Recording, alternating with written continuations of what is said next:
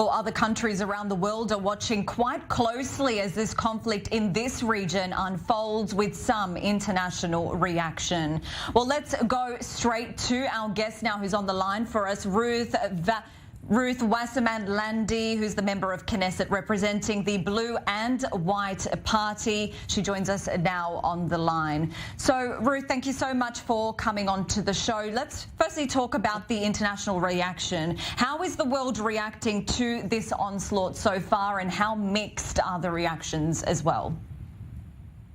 Well, it does seem that only next week there will be a coming together of the UN. So it does give quite a number of days. There is an interest. All of the international arena is closely following.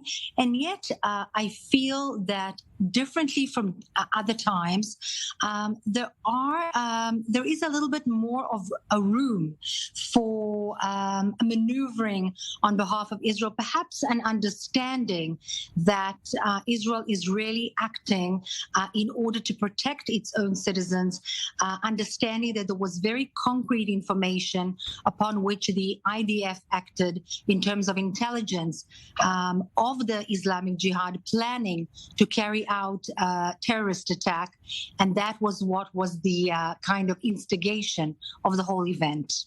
We've also heard some comments by the Ukrainian ambassador, Ruth, to Israel. He says he sympathises with the people of Israel. He says children and women should not be targets of disgraceful offences like this.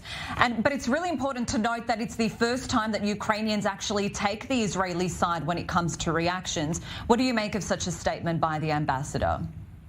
First of all, it warms my heart that anyone in the international arena, and obviously the Ukrainians, feel and understand the difficulty currently of such a situation, a warring situation in which women and children are simply the targets of endless rockets being thrown from the Gaza Strip.